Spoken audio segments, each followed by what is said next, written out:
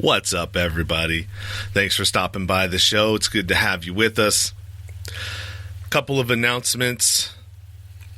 This Saturday, May 22nd, 2021 at 12 p.m. Eastern, I will be speaking at the We Got This Virtual Speaker Summit. And the topic that I will be talking on is turning your mess into your message through podcasting.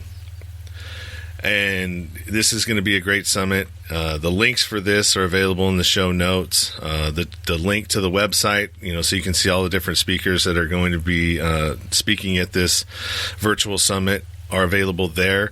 To get tickets for this, go to the other link, which is my personal link, and that kind of tracks like who I've sent to or people that are coming from my link, and I'd appreciate that. June 5th and 6th coming up is the Back from Broken Virtual Summit. And this one, I'm doing two things on it. I'm actually working the back-end technical part, and I'm also speaking at it. I'm looking forward to it. We got about 30 speakers on the Back from Broken, and that's exactly what it is. It's, different people that have gone through, or different speakers that are inspirational speakers that have gone through, some sort of setback in their life, and, kind of how they got through it, which is really what my podcast was founded on, which is, Bottom's life struggles and how my guests got through it. So looking forward to that for sure. Also, if you are a business, if you're a coach, if you're an author, if you're anybody that has an online presence or an online store, or you sell products or services online, do me a favor. I'm looking for sponsors for the show. And the reason why I'm having sponsors per episode is I don't want to have to go and, load up a bunch of different go to solicit or try to get a bunch of different people that will, buy ad spots that are littered throughout my episodes. I'd rather just have one person sponsor one episode, or four, whatever it ends up being. I do have a structure. I do have a tiered level of sponsorship, which you can get, and it's really affordable. Anywhere from $50 an episode, on up, different tiers, and what you get with each one of those tiers. So if that's something that interests you, do me a favor and hit me up at nowhereToGoButUpNow@gmail.com, and I'd love to talk to you about the opportunity and be able to work with you as somebody who would love to sponsor an episode of this show. Now, if you are a listener of the show and you have some ideas, you like what I'm doing, you don't like what I'm doing. I used to do this way back in the beginning when I first started this podcast, and I kind of went away from it, but I'm going to go back to it because I would really like to hear from you, the listeners, as to what you like about this show. Do you want to change anything? Do you wish that I would stick to more comeback stories and get away from some of the other things that I talk about, or guests that I have on the show that talk about more alternative stuff? I'd like to know. And the only way that I can find out, how you feel is by you communicating with me. So I would love to hear some feedback from you guys. This episode that I'm doing now is from May of 2020. And I got to be honest with you, everybody. I got about 70 episodes in my queue. And so that's a lot. And I know this. And some of the content, from 2020 may be a little dated, but the messages that my guests are bringing were still relevant and helpful today. So just bear with me as I'm getting through these. When I go back to work, I'm going to be depending on these episodes to pull me through because I'm not going to be able to record as often. And so, just bear with it, please.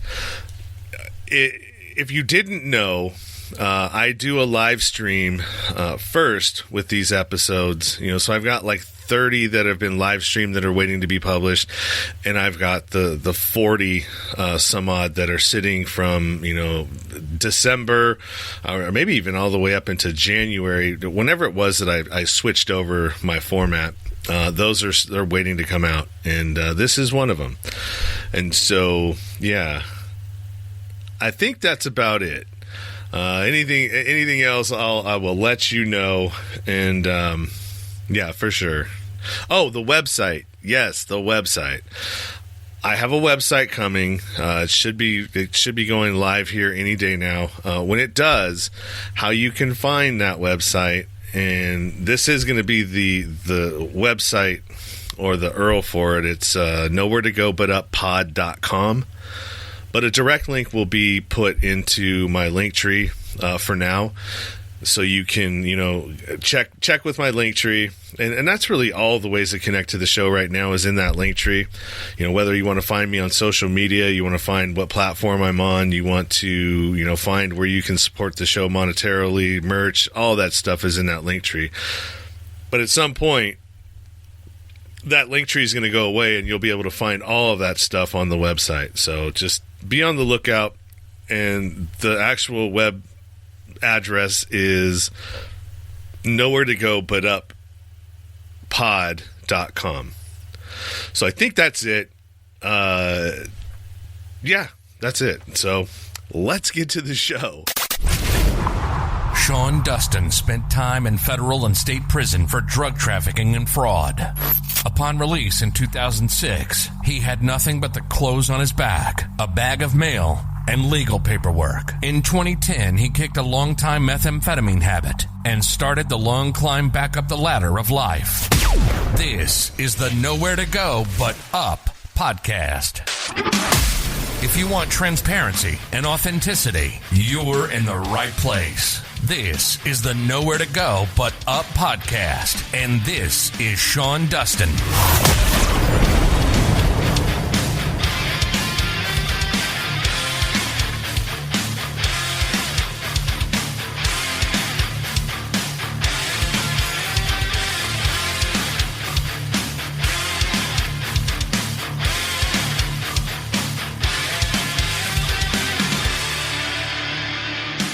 This is the Nowhere to Go But Up podcast, and I'm your host, Sean Dustin.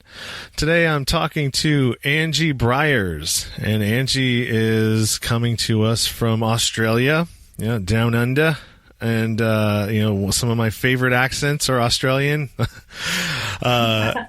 And so, and she's going to tell us a little bit about her story. She's a published author. She's also a hypnotherapist, psychotherapist, Reiki Sage Master, just really an elite individual in the personal development and self-improvement space, as well as PTSD and other traumas that she's...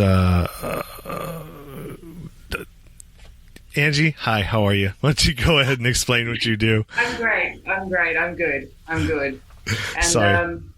I have an Australian accent, but I also have a New Zealand accent. So I'm actually from New Zealand. I was born there, and I came to Australia when I was 21. So I've been here a fair few years. So you got that hybrid. Aussie Kiwi accent, huh? Aussie Kiwi English accent. So, but the Kiwi comes out when I've had a few rums. That's when people go, "Oh my God, you're a Kiwi." So yeah, it tends to come out then. I don't know. There's just, I don't know. There's something about it. There was one that an episode I was on of somebody's podcast who's from Australia, and I was like, man, I love listening to your voice. If I can get you on my navigation, that would be awesome. Well, a funny story. I used to do voiceovers, and I can have a very smooth voice when I need one. And so a brothel requested my voice for their on-hold messages. So it was, with room for your big 18-wheeler. And I was out somewhere and I met the brothel owner, and he said, "Oh my God," he said, "seriously, I have the most beautiful chicks in my place. But if I could pot your voice through and shut them the fuck up, it's beautiful." So he reckoned he'd make a lot more money if he could have my voice coming out of their mouth. That's funny. Yeah. So you've either got the voice or the looks, right? Unfortunately, I've got the voice. Yeah. Well, not everybody can be a 9 or a 10 in this world. Exactly. I'm definitely not. I'm a solid 5. My have a few animals passing through, by the way. So hey, I like animals more than I like people. Me too. Me too. I work with animals, so I work with traumatized animals, and I prefer animals to humans because they're so ready to let go of trauma. And these 3 that I've got here are all were traumatized. They're all rescues that were left with me by their owners to get up to a level where they're part of the family. And then their owners have all abandoned them here. So I've got 3 little rescues that now live with me. So this little girl here, she didn't have much hair. All her spine was sticking out. She'd had 22 homes in 2 years. And this is what I do. I work with traumatized animals. I work with traumatized people. And it's really about having learned to release trauma. So I think it's sort of just such a key thing for everybody, and it's such a simple process. But a lot of people find it hard to let go, and they can't comprehend that it's actually very simple. But through my own life trauma, I learned some key things, and that was really just to, I think our secret is to look at our past not as something that's holding us back, something that we're walking through with. So like yourself, I was able to find that moment where I decided to reach back into the darkness and look at all of the traumas and then see what they taught me, right? And then when I worked out what they taught me, I was able to sort of go, so if I come here to learn that, then where does that point that I'm meant to be? And so that gave me my direction. And actually, I think that I believe that the people that have the most trauma in their lives are actually the most gallant of souls. And if they've brought things into this life to learn and to strengthen themselves from, they are, as we see now with the COVID, these are the people that are rising up and standing tall and holding other people up. So does that make sense to you? Absolutely. You see a lot of podcasts have started during this thing. A lot of growth in the personal development and self-improvement space is happening right now at this moment, with people trying to figure out what's next. This job that I thought I had that was taking care of me is no longer taking care of me, and I don't even know if I have it to go back to. So what do I do now? The government that's supposed to be taking care of me is we're seeing that they ain't there. Yes. I look at America and I'm like, oh my God, you poor people. It's I mean, what we get on the news here is we just get a constant tirade of Trump saying, hey, why don't we inject everybody and, why don't we cut them open and put them out in the sunshine or something, and we just sit here just going, oh my God, what is going on, America? But, a lot of people really love them over there because of the economy, but I think we're going to have some great lessons in the next few years about financial standing, that it is actually all just paper. Do you know what I mean? That there's a lot more important things. I think we'll go back to working within communities, and there's a big movement here. Our farmers have been in drought for many years, and then we've had the fires that came through in this summer. So this house here was filled with smoke for 2 months. We could see the fires from the window, and there's been a great movement in Australia for farm to plate. So a lot of city people are now connecting with with farmers and buying direct and things like that. So, there's a lot of change in communities and a lot of change in the way that we support each other in rural and city. And I believe it's, there's a great lining in this dark cloud. Country that's doing amazingly, and I think a prime minister to really have a look at is New Zealand. She's just incredible. And I think she should run seminars for all presidents and kings of the world. So. Yeah, I heard she had a really quick response to this and really kind of nipped it in the bud before it even really turned into anything, right? Yeah, she's amazing. Yeah, so and you know what's funny? In America, when you talk about, you start to say, oh, well, what about a woman president? And, people, America's not ready for a woman. No, we're not ready for that. We're not, the 50 or however many men prior haven't done a very good job. Yeah. Why not? We'd rather have actors and, TV presenters than a woman. I'm not sure, but, I don't live there, but what we see is what our news gives us, which is along those lines. Yeah, and so my thought on that is like, dude, why not? I mean, what could it hurt? I mean, look at this shitty job that these other fools have done in the past. I mean, what would it hurt to try it out? And if it doesn't work, go back to the other way.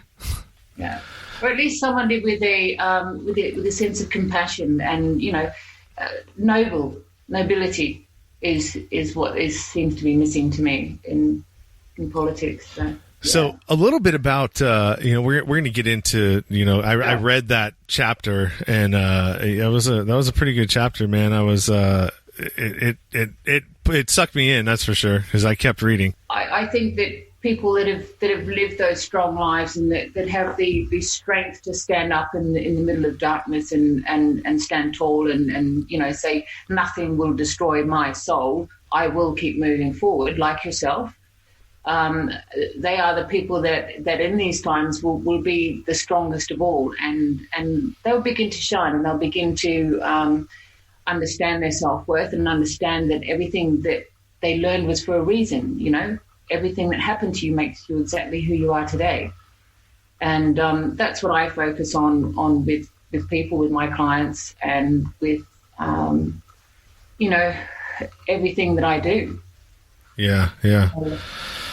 Absolutely. Do you mind if I read a couple paragraphs of what you sent me? Absolutely.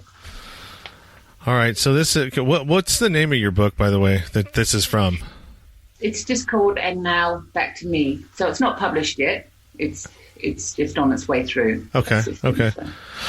All right. And it said, all right. So we're going to start here. I had a conversation with the predator, the abuser. I lost audio with you. You lost audio? Are you good? Can you hear me? Oh, I'm back. Okay, yeah, it's good on my end, so it'll happen every once in a while. All right, so let's start this again. I had a conversation with the predator, the abuser, the one who I had felt had made my life so incredibly horrific for all of those years. There he sat, squashing himself into the couch like he was suddenly trying to get away from me, as far as he could get. You see, it really wasn't a conversation, more like 26 years of pure rage exploding out at him. I screamed at him, so why? Why did you do this? And why did you have different rules for each of us? How come I got so beaten, brutalized, and put down? Constantly. Why did you beat me? And rape them? This, choosing different abuses for each of us, shows me that you knew exactly what you were doing, and planned and executed. So tell me, now, what was the expletive difference that made you decide who copped what? Rape them, beat me. That's pretty powerful, man. Yeah. So I don't want you to get into graphic details about any of this stuff, but what is it that you're explaining there? So what I'm explaining there is so probably 80% of my clients will have had a childhood trauma, major trauma, or rapes or abuse in their life, and we carry it like a crown. So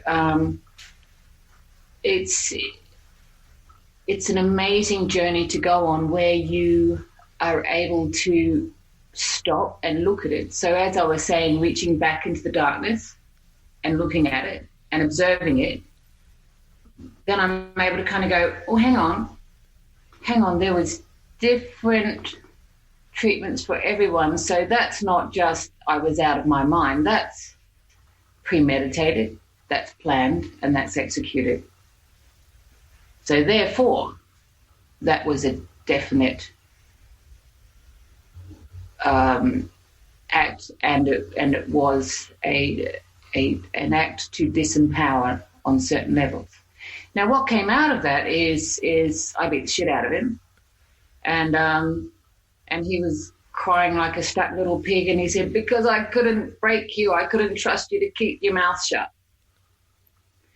So fortunately for me, I was a strong child that couldn't be broken, that he had observed. So therefore I was on a different level of treatment. So that taught me something about myself, that, you know, I was strong even though I didn't know I was strong when I was young. But, you know, the greatest thing about this is to look at it and see, so what did it teach me? You know, what does abuse teach a woman? So a woman will come out of hypnosis. So I take people in and I go, look, let's just go back to this and observe it from here and see what you learned. Like, what did you learn? And they'll come back and they'll go, you know what? I learned how to recognize a predator. I learned how to recognize a victim. I learned how to recognize grooming. And I learned how to teach my kids to be safe. And now I can go and share that with other parents, right? Cool. That's what I got from it. So thank you for teaching me that. And I can let you go forever. Like, fuck off. And you cannot, I don't believe that you can resolve a trauma without closure. And closure has to be that you've gained something from it, right? It can't be just like, well, it happened and I've just got to understand that it happened. And the problem with the normal system, so I, you know, look, I had Interpol interview me for 2 hours about my childhood. I had a lot of abuse when I was older. You know, I was brought up with really no social skills, and I ended up, you know, being in relationships where, you know, they were abusive, and I had to get to a point where it had to stop. So I think that, you know, what I'm trying to say is that when you reach back in and you go, okay, why am I like this? I have to do this myself. You actually go in and you find certain triggers and keys. But going through, I had a guy try to kill me. You know, if I can't have you, no one will. And I was in hospital for 3 weeks and I shook for 6 months. That was when my PTSD, but they believed I'd had PTSD for many years. But it was really, really bad then. And I went through the normal systems of psychologists and things, and it just didn't work for me. You know, like I had a psychologist sort of say, oh, have an almond. And I'm like, no, thanks. And he's like, have an almond. And I'm like, no, thanks. And he goes, have an almond. And I have an almond. And he says, now put the almond in. Don't chew it. Put the almond in your mouth. Okay. Feel the almond in your mouth. Feel the texture of the almond. I'm like, and he goes, see, this is cognitive therapy. And cognitive therapy, when you're concentrating on the almond, you're not concentrating on your PTSD. And I'm like, oh, for fuck's sake, are you kidding me? So I just got to concentrate on something else. That's the key. You know, the key to me is recognizing that. So I did a hypnosis. I recorded a hypnosis session for myself, and then I went down in hypnosis and played it back to myself as, you know, the client. So what I did was I went through what was happening to me. So 15 minutes before I had an attack, under hypnosis, I actually recognized that I get a sense of nausea. I was like, okay, trigger 1. And then trigger 2 was that sense of nausea would go away, and then suddenly so what would happen would be that I would be sitting there and my eyes are rolling around in my head and I look really weird, but inside I'm totally clear. So it's like, have you ever had those dreams where you're in a dream and you're going, help, and then there's no words coming out going, well, that's what it was like. It's like I'm saying, I'm fine in here, and people are freaking out, and so I would, be collapsed, and then I'd come back. So I was able to go through those triggers and say, when I get this sense of nausea, instead of doing what I normally do, when I get this sense of nausea, I will take 3 deep breaths, I will excuse myself, and I will go and either lay down for 20 minutes and allow my body to readjust, or I will find a quiet place.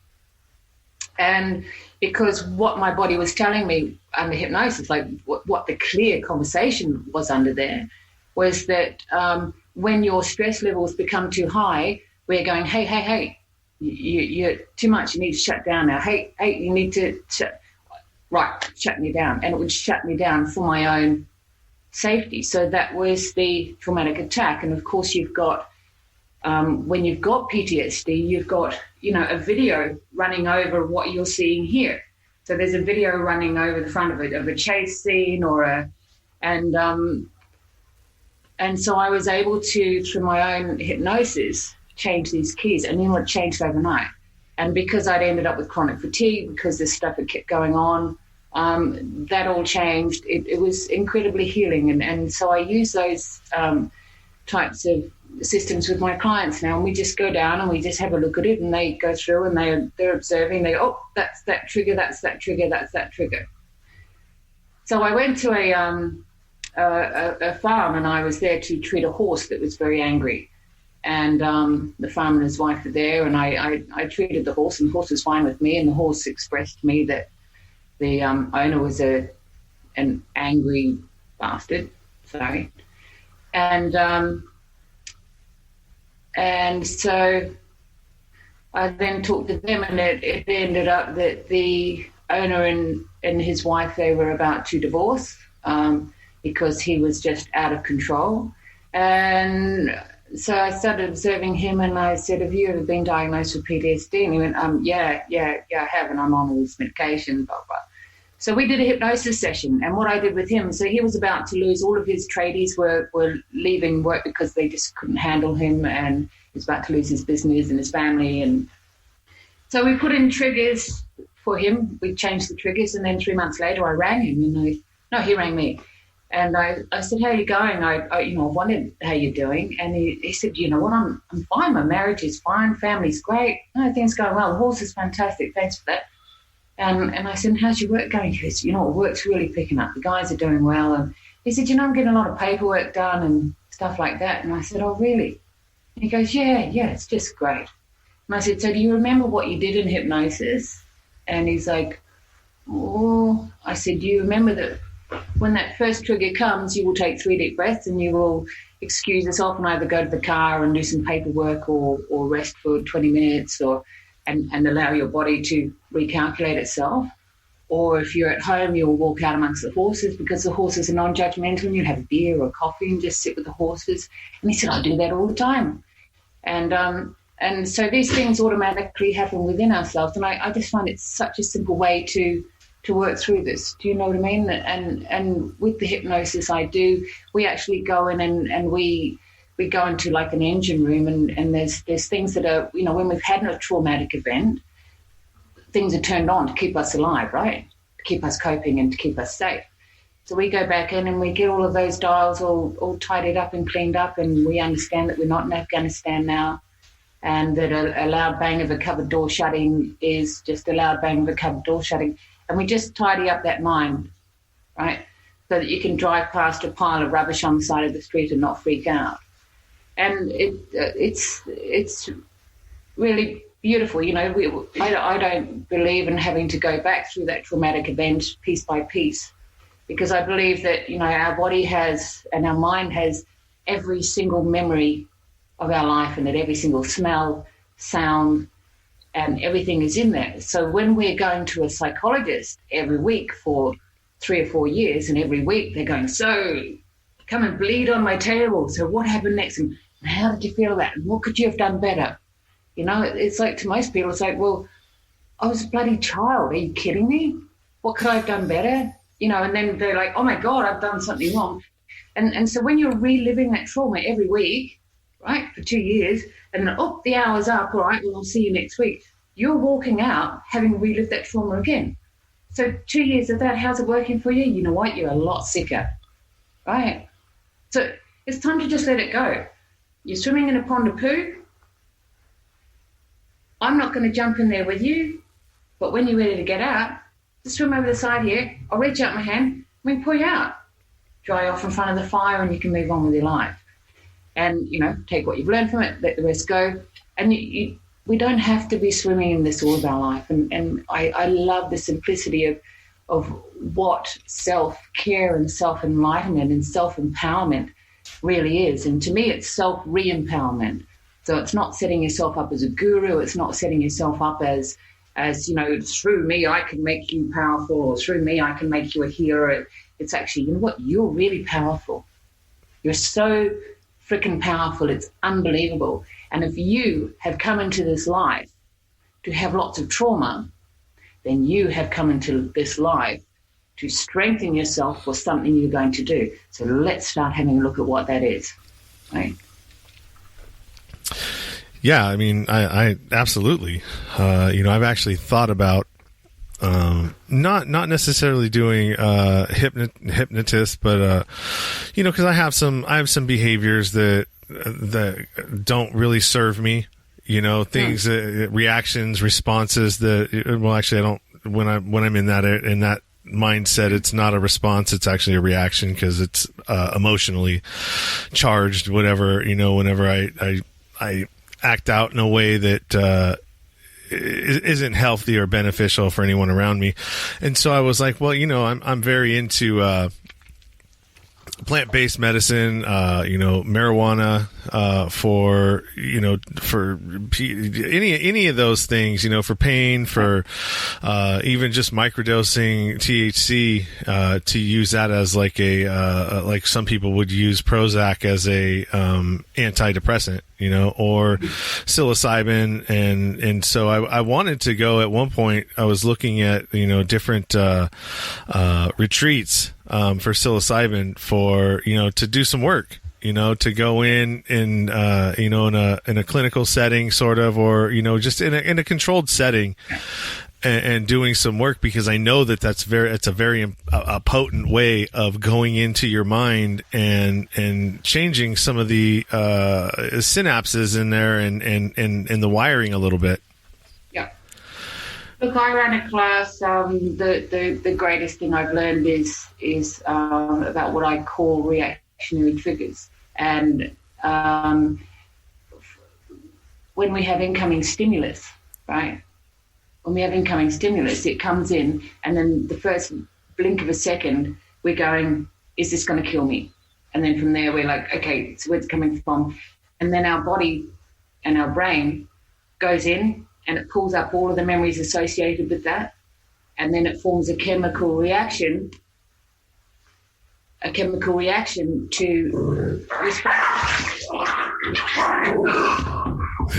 got a dog jealous of another one on my knee here. Yeah, it's all right. Okay. Hang on, I'll just give them... Yeah. I'm trying to apologize now. Treats help everybody. Okay. So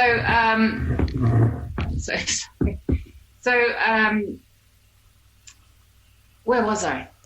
You were talking about triggers, I think, or... Oh, yeah. Yes. So the brain comes up with the correct chemicals. Now, one thing I learned, which was incredible, and I learned this from my grandmother, who's my greatest soul in my life. I love her dearly, and she was born well before her time. Vitamin B6 is a vitamin that's absolutely necessary for us to make the correct reactionary triggers. Without it, we can't make good ones. So, for example, you know, you and I are sitting here chatting, and I say, hey, you want a cup of tea? And you're like, you know, a normal reaction would be to like, oh, thanks for that, or oh, you know what, I'll make you one, right? Someone with a low B6 level will come back with, no, if I wanted one, I'd effing make it myself. So I would suggest to you, and what I'm getting for you, is that you should actually be taking about 200 milligrams of vitamin B6 a day, and that will greatly help you. Oh, the reaction, the emotional reactions to my soldiers call it Auntie Angie's don't give a fuck vitamin, or vitamin valley, and it's really incredible how it works. And I'll find that their doctors will end up taking them off their antidepressants, and they're sort of going, oh, you're clearly coming fine, and it's really just with the addition of vitamin B6, a multi-B vitamin, and, you know, physical things. So for you, you've got physical pain, is that correct? Yeah. My joints, I got joint pain, like tendonitis and stuff like that. And so I've actually, what I've done is I've switched my my diet to where I'm not, I've taken the breads and the glutens and all of the inflammatory, you know, things that could possibly be, and more into, you know, meat and vegetables and fruits, to see if that will help it at all. So you should have a look at vitamin B5, 1,000 milligrams a day, and that is actually the building block of the jelly between the joints, the tendons, So I flew both cross-axial out on the mountain, and they were going to do an operation to stay with them because I kept falling off my knees all the time. And vitamin B5, within 3 months, they're like, oh, we must have misdiagnosed it. It's not there.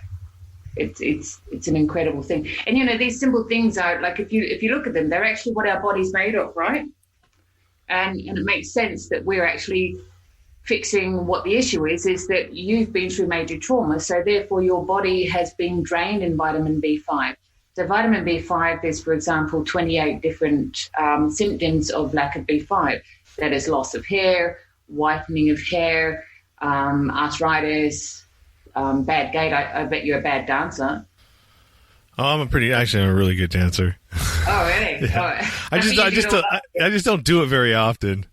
You know, it takes a little bit to get me out there, but when I get out there, it's like, all right, well, it's hard to get me off of it. Yeah.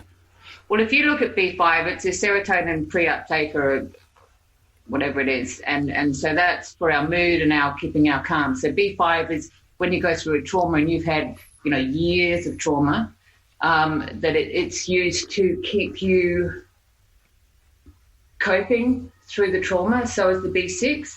But at the same time, they also have other uses in the body, which is your tendons, your nails, your hair, and all of these other things, and your joints, and all of these other things. And so therefore, the body's got to take it to get through the trauma, and then there's none of that. So, for example, a client will come to me for, you know, weight loss or whatever, and I'll say, oh, how long have you had alopecia? And they'll be like, oh, I don't know, 18 months. And I'll say, what happened 6 months before that? And they'll go, nothing. Oh, my husband left me for the gym instructor. So the trauma, and then 6 months is what it takes in the body to drain out of the body, and their life's nice now, and they've got a nice new boyfriend, and suddenly they go to the mirror and there's clumps of hair coming out. You put them on B5 and their hair grows back because it's had to take it to get them through that traumatic time. So it's a really interesting way, and it's actually how I work to heal my life was actually through these vitamins, and it was enabling me to get away from all of this stuff that they'd put me on, you know, for the post-murder thing stuff. Interesting. Yeah, I'll have to do that. I wrote that down: 1,000 milligrams of B5 and 200 of B6. Yep, and you know, always take Bs with a multi-B. But yeah, there'd be a few things. Another thing I'd suggest for you is look up the Vitamin D Council. It's where they have all of the research papers on vitamin D and how it works in the body. So vitamin D is really, really important for cell renewal, right? Now, they sell us these 1,000 IU tablets, which is like basically a grain of salt. So if I put a grain of salt on your meal and I go, does it taste better? You're like, yeah, no, not really. So the way that they're dosing us up on this is very tiny. So I started researching it because, I had stage 3 cancer, and I had been teaching it for a lot of years, but so I got an opportunity to, walk my own talk, right? So when I was going through the chemo, I started taking 50,000 IU of vitamin D3 a day. And I was the poster child for the cancer treatment that I was on. Like, they were just amazed. So in the 11th month of the chemo, I decided, right, I'm changing nothing else, but I'm going off the D3. And for that month, when I went for my review with my oncologist, he's just like, no, this couldn't have happened. And, I've been crawling around the floor with a bucket and vomiting. I was aching from head to foot. It was a really awful month. And he said to me, what's changed? Like, how could this happen so far out? And I said, well, you don't really want to know. And he goes, yeah, I do. I said, no, you don't. And he's like, I do. And I said, okay. I went off my vitamin D. And he goes, oh, Anjii, I can't buy into this stuff. I'm like, what do you mean buy into this stuff? And he goes, I'm a surgeon, okay? This is about medicine. And I'm going, yeah.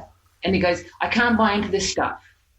And I said, well, don't you get all your patients to take vitamin D3? And he goes, well, yeah. And I said, but 1,000 IU? And he goes, yeah. And I said, you know how much that is, right? It's like a grain of salt. And he goes, yeah. And I said, okay, well, I take 50,000 IU, and I haven't had the chemo aches, and I haven't had the grey nails, and I haven't had the complete vomiting for 11 months. And now I do. So there you go. And he said, people can overdose on this stuff. Like, it's just, and I can't be telling people to do that. And he said, these guys went to the North Pole and they had to eat their dogs and they died from it. And I said, oh my God, did you hear what just came out of your mouth? And he's like, yeah. And I said, it was the vitamin A that killed them, right? And I said, and you prescribe paracetamol 30 times a day, and people can overdose on that. So I said, when you're seeing 2,500 people a month that you have their life in your hands as their oncologist, is it not worth it for you to witness someone that has had an incredible journey on it and at least research it? Like, is that not why you came into medicine? Perhaps that's what you need to look at. But it's an absolutely incredible thing. And a great way to test vitamin D3 is your teeth, when you're having chemo, go very grey and yellow, like old people's grey and yellow teeth. Yeah. And they become very loose in your head. So I've got like a sticky outy one now. And they become very loose in your head. And when you're on vitamin D3, so what it is it works with the bone marrow in your bones. So your thighs ache because you've got all these parts of your body going, oh, dying cells here, oh, dying organ here, needing more cells. And so your bone marrow is like going haywire trying to get all these cells out because they've just thrown these toxins in that are killing your cell, 600 times faster than, is normal. And so if it doesn't have the D3 there to actually do its job, it's kind of just half throwing out cells, right? Yeah. I want my cells to come back perfect.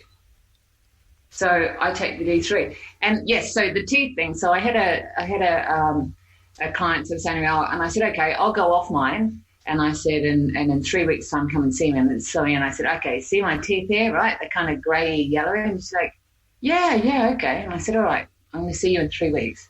She came back 3 weeks, like, wow, they're so white. And I'm like, that is D3. It drains from your teeth. So you'll notice in people who have, by their teeth colour, what their level of D3 is, because it drains from there to try and get to the marrow to make cells for the body. Interesting, hey, how the body works. Yeah, it is. But, it's Western medicine. I mean, I guess it does have its uses. I don't. Of course it does. you know, I did chemo, right?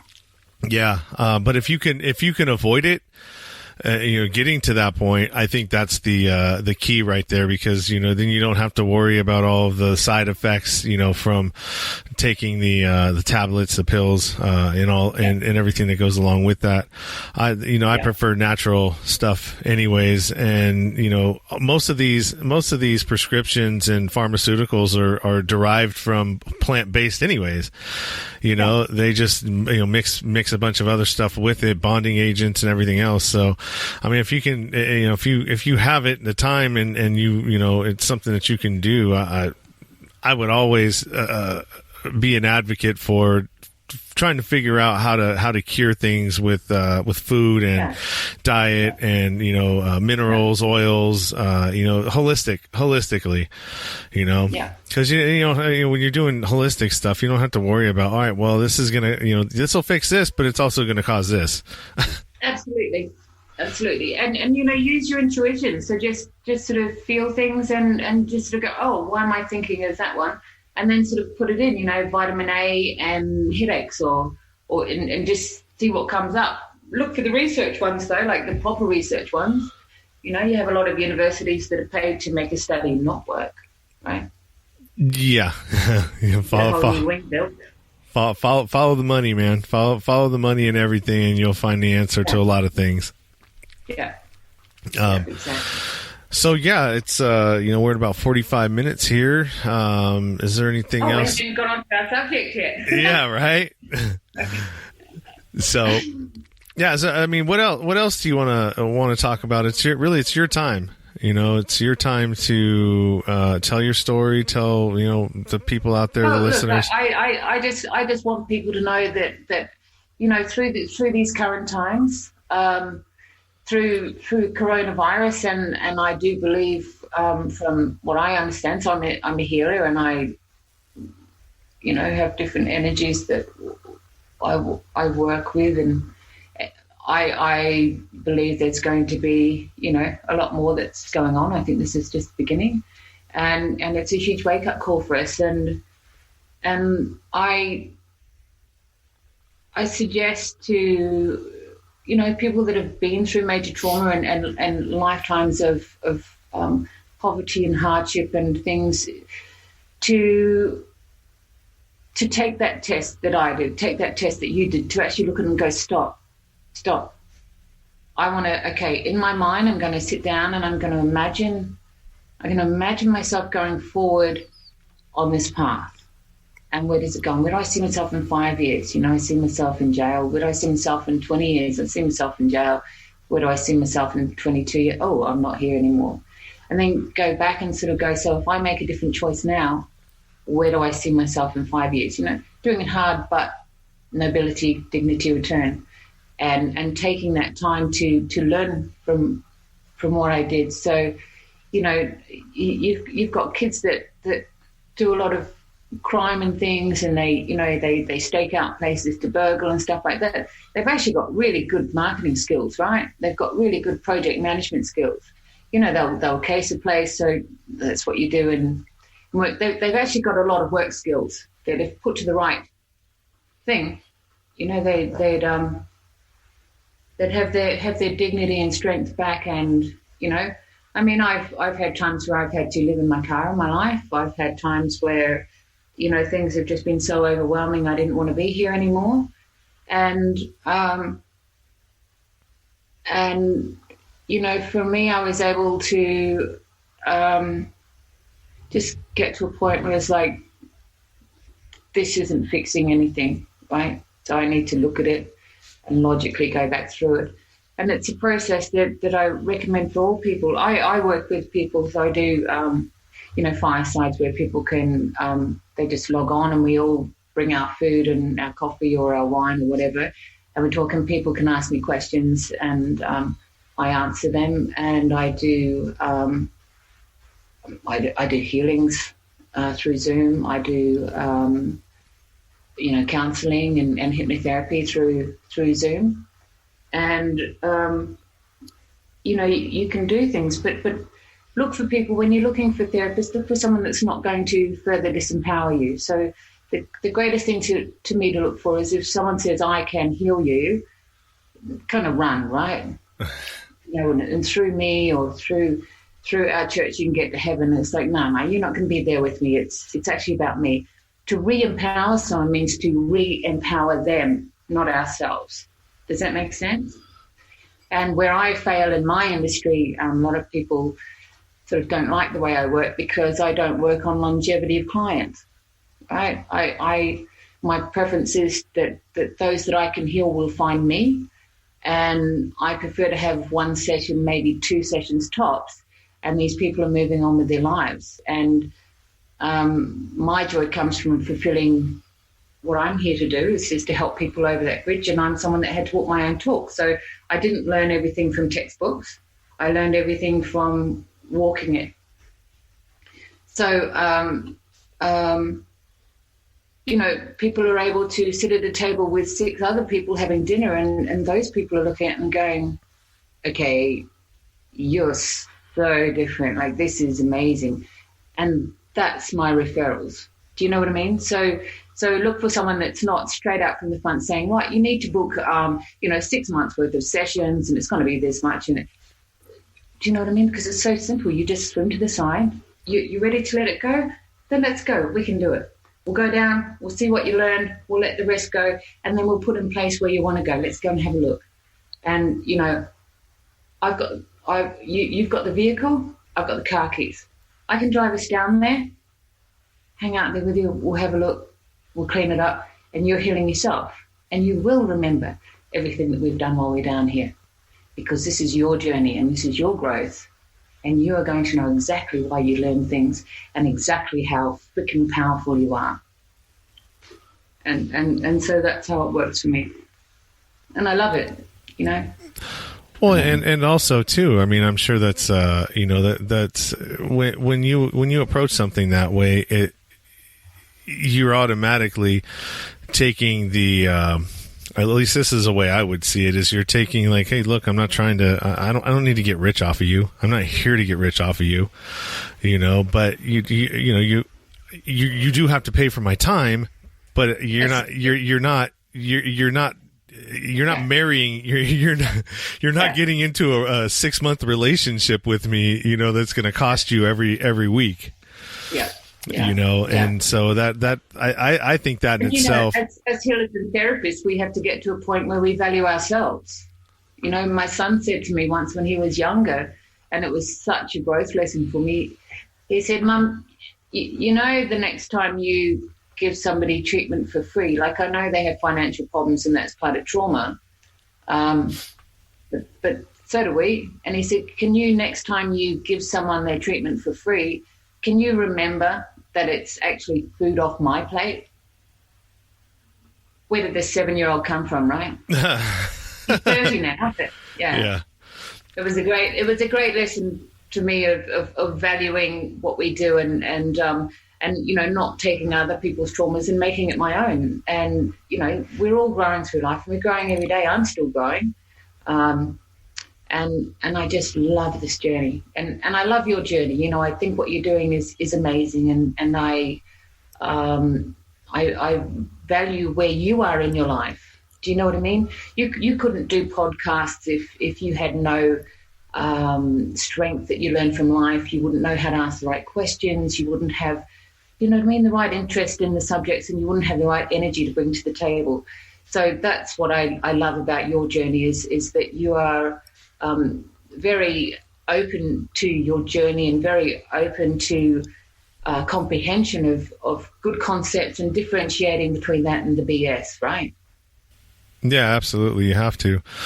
There is a lot of BS out there. There's a lot of people that would like to remove you from your money, and we're being bombarded with that from the time we wake up to the time we go to sleep. You open up your mail, you open up your email. There's somebody trying to remove money from you.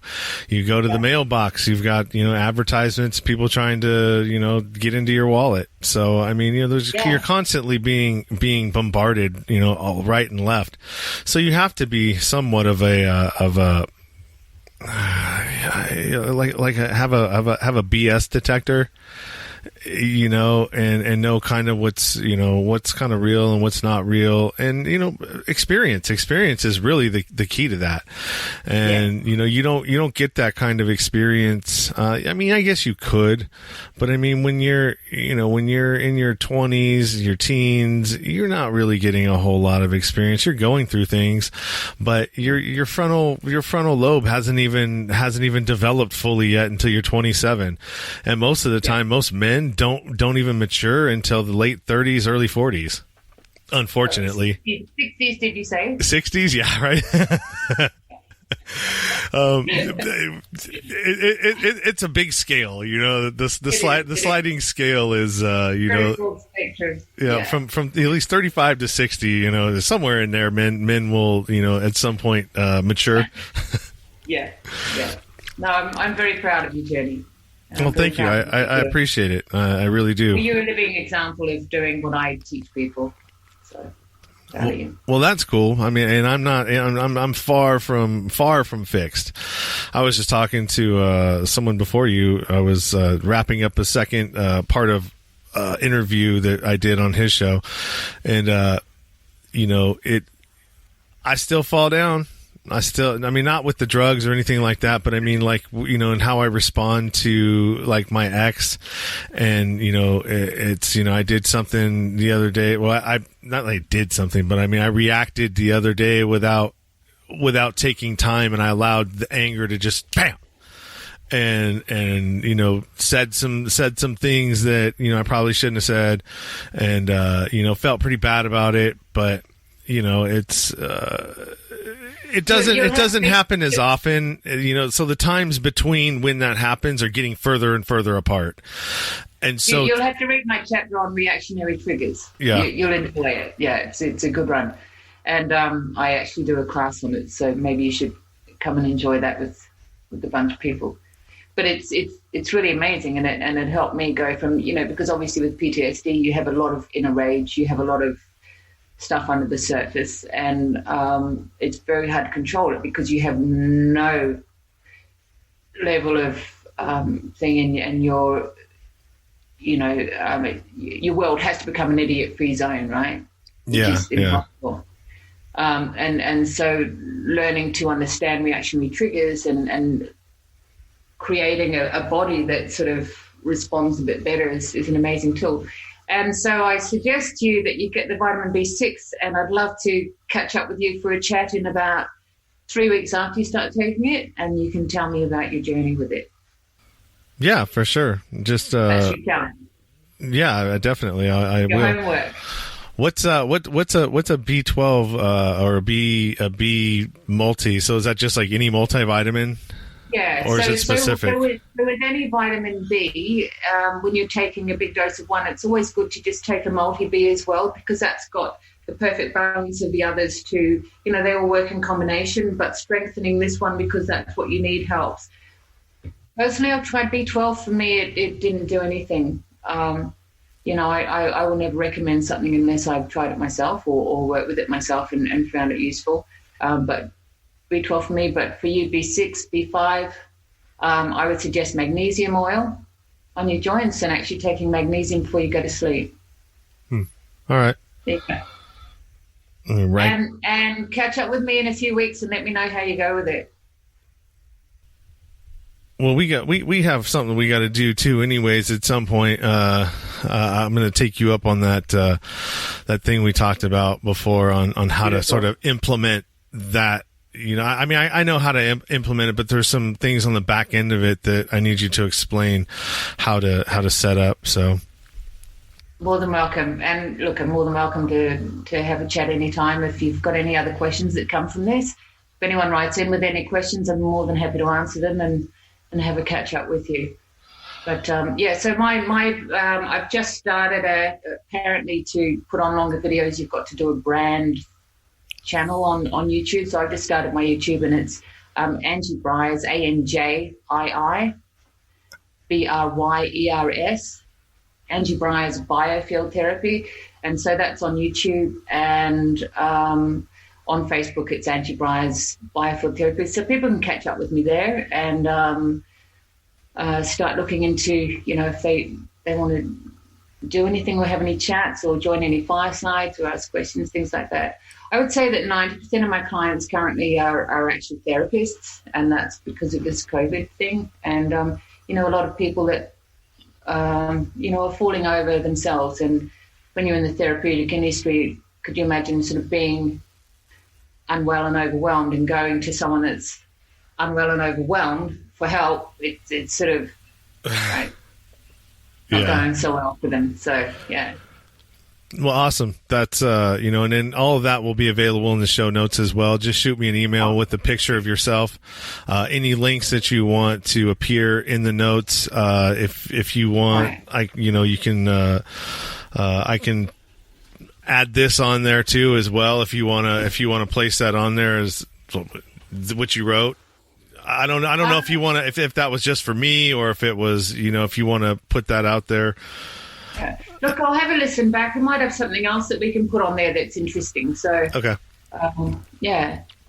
So I'll have a look at it and work with you with it to make it great. Okay, absolutely. It's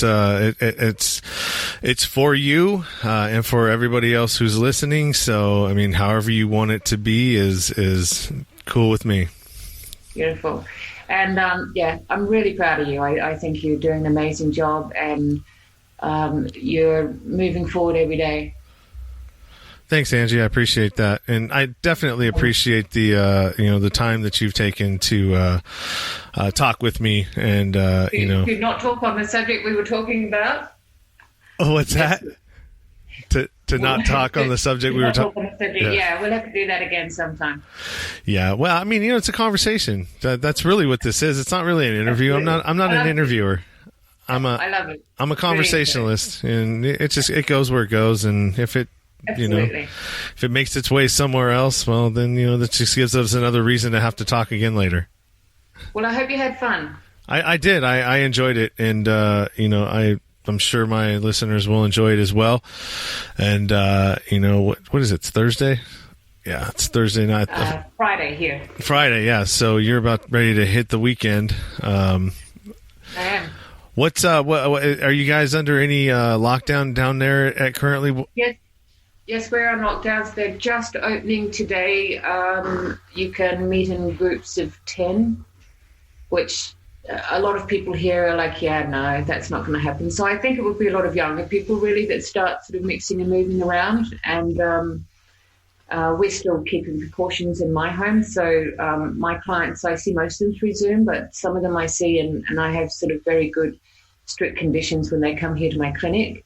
And so, we keep our distances. They come and they take their shoes off. Their shoes are disinfected. Their hands are thoroughly washed, and we don't make physical contact throughout the journey.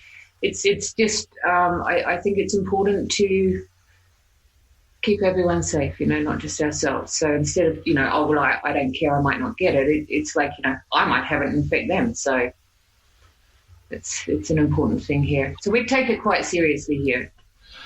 Yeah, unlike America. Yeah, good old America. Yeah. Well, I have to admit, my hairdresser. I want my haircut. Yeah. I am you. Communist. You're communist. You're all communist. There's a lot of that going on. So I don't know. Whatever. I mean, it is what it is until it isn't, right? Absolutely. So, Absolutely.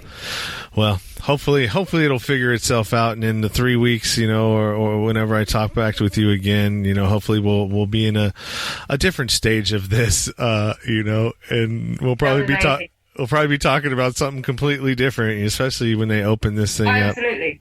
We might talk about the horses that have been connecting with me over the last few weeks, and the sanctuary owner over in Austria that's just going, I can't believe this. Oh my God. And so there's lots of things going on in my world that are really interesting.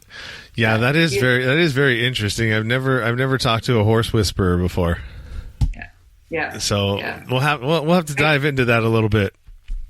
All right. You want to do that now or some other time? Oh, we can do it some other time. Give us something to have another episode about. Sounds great.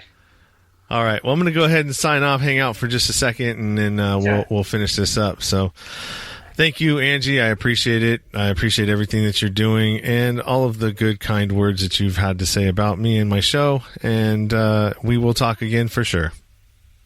All right. Fantastic. Thanks for having me. Thank you. And have a great weekend. As they say in New Zealand, kia ora, bro. Bye. You've been listening to the Nowhere to Go But Up podcast.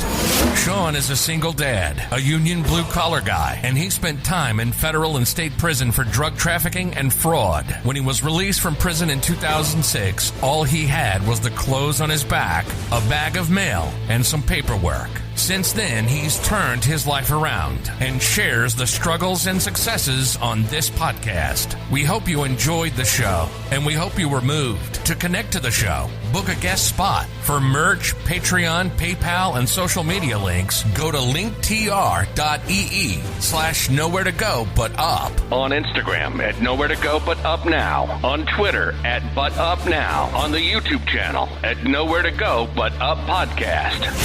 See you next time.